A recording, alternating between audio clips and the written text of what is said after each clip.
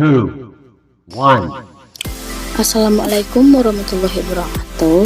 Kami dari kelompok 12 dalam mata kuliah metodologi penelitian, dan kami akan membahas tentang teknik penulisan proposal dan skripsi FEBI UIN Padang. Dan kami beranggotakan dengan saya sendiri, yaitu Anissa Putri, NIM 1916030001. Yang kedua yaitu Irfan Junaidi Ritonga dengan NIM 1916030033. Dan yang ketiga Agil Amarta dengan NIM 1916030022. Dan yang terakhir yaitu ada Adrianda dengan NIM 1916030024. Langsung saja ke pembahasan pertama, yaitu tentang pengertian proposal skripsi, yaitu adalah istilah yang digunakan di suatu negara sebagai menggambarkan karya ilmiah yang merupakan representasi dari hasil penelitian yang membahas topik atau fenomena, masalah atau akibat di bidang ilmu tertentu menggunakan suatu aturan yang berlaku. Ciri-ciri dari proposal skripsi ada dua.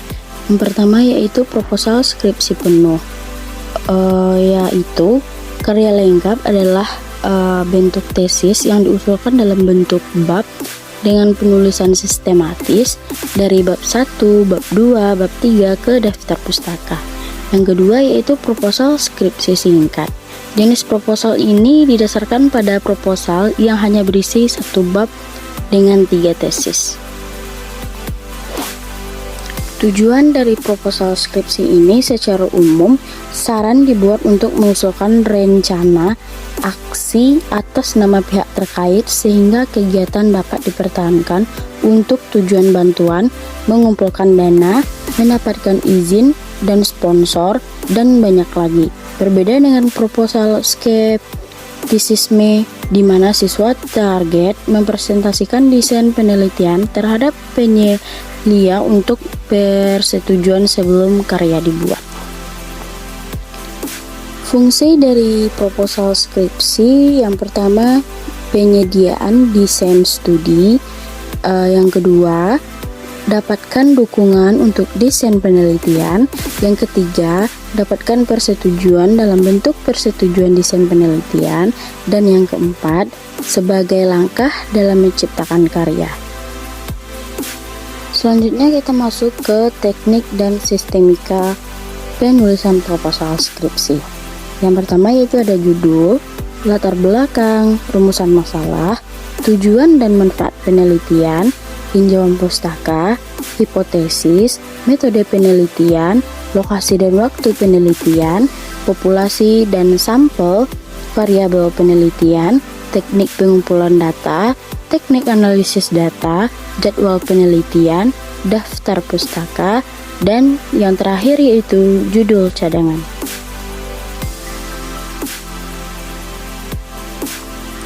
Selanjutnya yaitu masuk ke pembahasan tentang teknik dan sistematika penulisan skripsi.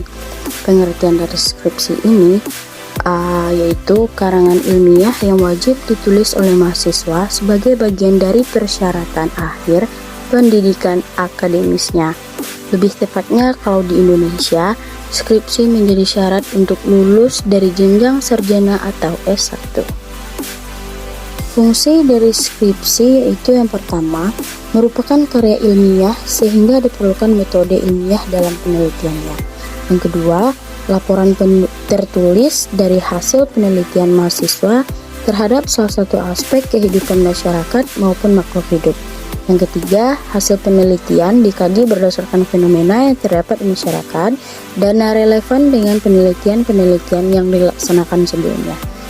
Yang keempat, dalam bidang pendidikan, karya ilmiah ini ditunjukkan untuk eksplorasi dan pemecahan masalah di pendidikan. Dan yang kelima, dalam bidang non-pendidikan, karya ilmiah ini ditunjukkan untuk pemecahan masalah keilmuan yang sesuai dengan bidang program studi mahasiswa. Jenis-jenis skripsi. Jenis skripsi berdasarkan metode penelitian ada dua. Yang pertama, skripsi kuantitatif. Skripsi ini metode pengambilan data dan penelitiannya menggunakan kuesioner atau survei yang disebarkan kepada subjek penelitian. Yang kedua yaitu skripsi kualitatif. Skripsi ini yaitu metode pengambilan data dan penelitiannya menggunakan metode wawancara dan observasi lapangan secara mendalam. Yang B yaitu berdasarkan hasil kajian pustaka. Skripsi jenis hasil kajian pustaka berisi pembahasan suatu topik atau suatu hal yang dilakukan untuk pemecahan masalah yang didasarkan pada pengkajian secara kritis dan mendalam terhadap bahan pustaka yang relevan dengan topik akan diteliti. Yang C yaitu berdasarkan hasil penelitian lapangan. Jenis ini berpijak pada pengumpulan data empiris di lapangan. Biasanya data penelitian lapangan ini disebut data primer. Karya ilmiah jenis ini yang berdasarkan jenis penelitian lapangan ini ada dua, yaitu penelitian lapangan yang bersifat kualitatif dan penelitian lapangan yang bersifat kuantitatif. Yang D yaitu berdasarkan hasil pengembangan. Penelitian pengembangan merupakan rancangan kegiatan untuk memecahkan masalah di lapangan dengan memanfaatkan konsep, teori, temuan, atau prinsip penelitian yang relevan.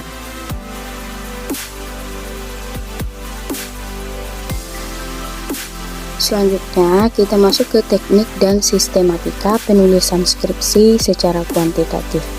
Bagian awal, di dalamnya terdapat halaman judul, halaman pernyataan tentang keaslian karya ilmiah, halaman persetujuan pembimbing, halaman pengesahan dewan penguji, kata pengantar, daftar isi, daftar tabel, diagram, gambar, foto, dan lain-lain jika ada, dan yang terakhir abstrak.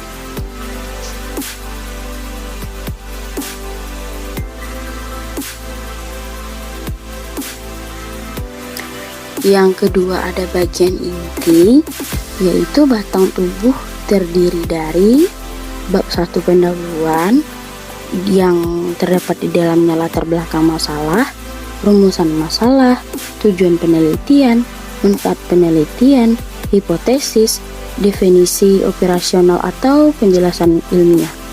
Dan ada bab 2 kajian teori, ulasan teori tentang variabel-variabel yang diteliti dan teori yang relevan dan pendukung penelitian. Ada bab 3 metode penelitian yang ada di dalamnya lokasi dan waktu penelitian, populasi dan sampel, metode dan variabel penelitian, teknik pengumpulan data dan instrumen penelitian, langkah-langkah penelitian, dan teknik analisis data. Bab keempat yaitu tentang hasil penelitian dan pembahasan. Yang terdapat di dalamnya hasil penelitian, sajian hasil penelitian yang sudah dianalisis sesuai dengan variabel penelitian. Yang ketiga, pembahasan. Ada bab 5 yaitu penutup, di dalamnya yaitu kesimpulan dan saran. Terus ada bagian akhir yang di dalamnya daftar kepustakaan, lampiran-lampiran, dan biodata peneliti.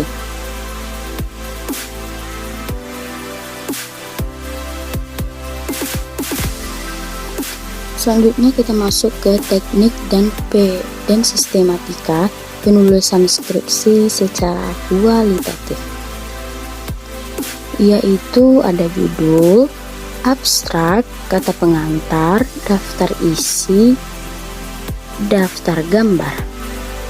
Terus ada bab 1 pendahuluan yang terdapat di dalamnya yaitu konteks penelitian, fokus kajian, tujuan penelitian, dan ruang lingkup penelitian.